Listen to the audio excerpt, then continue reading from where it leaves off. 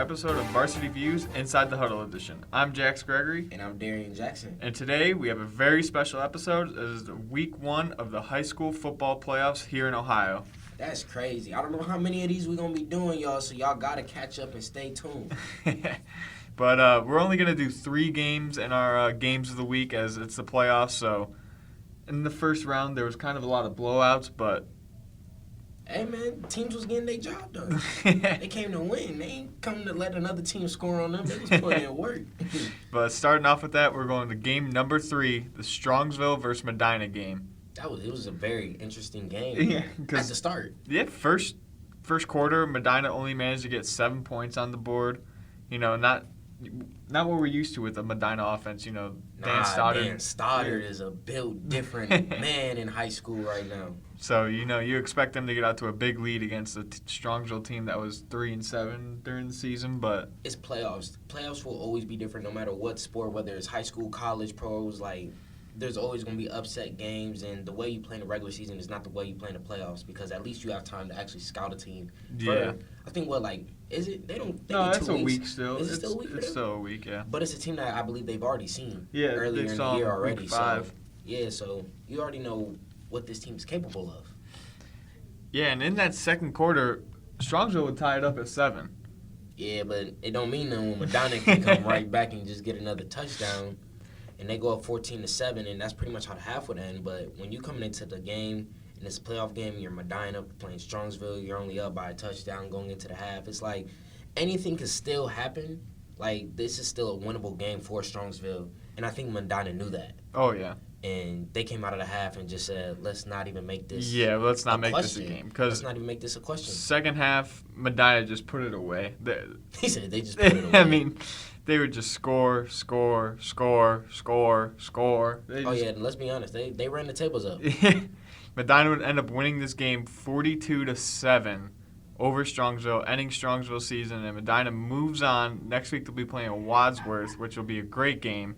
Dan Stoddard gets player of the game as expected. He was 28 for 38 with 360 yards, 2 touchdowns, and he also had 14 rushes for 94 yards and 2 touchdowns. So he was just everywhere once again. He's just everywhere. Now for them to get that high, what's that? We run up them digits, we run up that. Like, no, they definitely ran it up for real.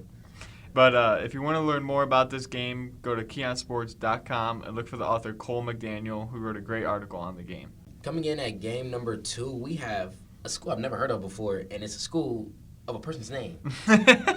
Patrick Henry versus Ottawa Hills. Now, Patrick Henry comes into the playoff game 6-4 in the regular season versus Ottawa Hills 8-2, and this is the upset game for us. Like, we don't see too many upset games, and like we said, a lot of teams that were supposed to win or that were favored to won games and a lot of blowouts, but not this game. This game was actually pretty entertaining. It had some fight to it, had some back and forth action to it, but listen, Patrick Henry, y'all came into the playoffs and did not want y'all season to end, so y'all came in and upsetted a team that was supposed to beat you guys, and we're going to get straight into it. Yeah, first quarter, Ottawa Hills had the lead as expected, 7-0. You know, that's your favorite. Yeah, it's a fine first quarter. Really decent. You get a touchdown, score on the board, and, you know, if you're Ottawa, you just got to continue to play some defense, do everything you did in the first quarter, but it's hard to really keep a team scoreless is what I'm trying to say. Like, it's very hard to do that. But in the second quarter, that's when Patrick Henry found its stride. They would score 2 touchdowns, but they wouldn't convert on the PAT either time, so they led going into halftime 12-7. Now, at this point, I'm wondering if Ottawa feels already shell-shocked. Because it's like, oh, okay, they just came back. Like, we got to get our act together. So, you know, coming out of the half, Ottawa would only hit a field goal. That was the only score that they actually got for the remainder of the game. Yeah, rest of the game. With them only still being down 12-10. So, Patrick Henry just said, well, let's kick it up another notch. They scored another touchdown. They didn't convert the PAT still, but Patrick Henry they got up it. 18-10 at the end of the third quarter, and this is when you're like, upset. Yeah, because now you're down 18-10. Like, you don't need just a touchdown. Like, you need a touchdown, and you got to go for 2. Now, on the last possession of the game, Ottawa Hills had the ball. They were trying to make it a miracle play, but they would fumble on that play Patrick Henry would recover the fumble, and they pull off the upset, 18-10 over Ottawa Hills. I know I know in football there's some bad ways like you can lose a game.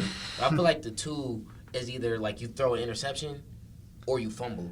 The miracle play is probably them throwing it and they keep trying to throw it backwards. Oh, Yeah, but But that almost never works. not often. That's just more of like you just playing keep away, like But for them to pull this off, like that shows like a lot of heart from Patrick Henry because it's the playoffs. Like in the playoffs, they always tell you like your regular season record doesn't mean anything. Yeah. Like the only thing, especially when you're one and done, like you're just once you lose, like you're done for. Like your regular season doesn't mean anything in the playoffs. Like your goal is just to get the playoffs, and you only have to be the better team once.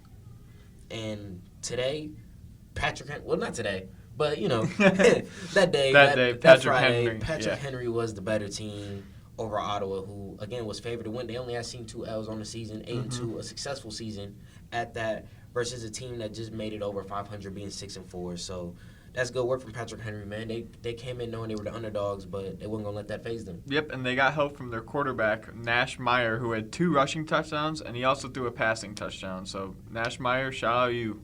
Hey, if you guys want to check out this story, make sure you guys go to KeonSports.com. Go ahead and check out the author, Jenna de Blasi. She wrote an amazing article about this. This obviously was a very tough game, so you guys should definitely go check it out. And our number 1 game of the week for the first week of Ohio High School football playoffs was Kenston versus University. We've been seeing Kenston on here a lot. They got a great team, and they have a chance at winning maybe something this year. Hey, anything is possible because if they giving off performances like this, hey, anything is possible. You still got to go through a team like St. Ed's, though, and Ignatius, but they got a long road ahead of them. But this University team, we actually had University, I think, for the first time in like week 8 or something like that. Yeah. Like, towards the end of the football season. But this was a very, very tight game. Like it was an entertaining game as well. I mean, shoot, let's dive into it, man. This is the number 1 game of the first week. quarter, Kenston, they had their nice little lead, 12-7 at the end of the first. Feeling good about yourself with their offense that they have there. And you're just feeling good. I mean, yeah, you got to be feeling good. I mean, you want to be a team that's leading the rest of the way. You never want to let off the gas or give a team, time to breathe and let them, you don't want to slacken them, avoid a slip-up. You can't afford slip-up in the playoffs. Yeah, and then the second quarter happened, and let me tell you, it was back and forth. These teams were just scoring. Hey, man, you probably would have thought Oprah was in the stands the way they was giving out touchdowns. I'm talking, you get a touchdown, you get a touchdown, you get a touchdown. And it actually, at half, U.S. was in the lead, 27-25. Oh, but listen, that don't mean nothing. Close half. So if you're watching and you're in the stands, you're thinking like, wow, this is a really good playoff game. Like, I'm happy I showed up. All these scores, paid my ticket. yeah. Exactly. But Kenston put the Jets on. Yeah, and they never looked back. Yeah, in that third quarter, Kenston would put up 15 points in the quarter and have the lead 40-27. U.S., again, another one of those teams that puts up a lot of points in the first half, and then they come out third quarter, nothing. It's hard. It's hard. That 20-minute halftime, plus the extra few minutes, like the stretch, like it's hard to stay hot. A lot of people and players, like, when you're hot in the first half, it's hard to keep fire sometimes. When you have to take those breaks and sit down and relax and you're not moving like you was before, like, it's hard to do that. But Kenston, hey, man, they got straight to it, man. They got busy. Yeah. In the fourth quarter, though, University would score. They would miss the point after, so it was a 40-33 lead for Kenston. Hey. Now, Kenston fumbles the ball. U.S. gets it back, and they're driving. They get down to the 6-yard line with little time remaining. I'm telling you right now, either Kenston shaking in their boots, University shaking in their boots, or the stands shaking in the boots. Either way, it's the 2K screen shaking, the NFL Madden shaking. Like, it's everybody's on their toes. Like, you're about to lose. Yep. Someone's got to shake, bro. We forcing overtime. That's what we coming for. But University gets called for a holding. They get moved back to the 16-yard line, and when they get moved back to the 16, they throw an interception, and Kenston wins 40-33. Just what I said about the last game. There's only so many terrible ways you could lose a game that you could have tied or won, like a fumble or an interception. And unfortunately, University threw an interception. Like, you was at the 6-yard line, got called for the hold, took the 10-yard penalty, and threw the pick. That's a rough way to go out for It's a rough way University. to go They were out, so man. close. To forcing overtime. Yeah. They could have went for the win, though. Yeah. But we've seen teams. Teams try to go for the win and fail. But Yeah. this is one of those, like, who would know? Mhm. Like, the world may never know. The player of the game was Kent's running back, Sean Patrick, who had 14 rushes for 262 yards and 4 touchdowns, putting Kenston on his back. Hey, man, this is a game that you survive. Mm-hmm. Y'all didn't just win this game. You survived. Yeah, shout out to that defense, too, for holding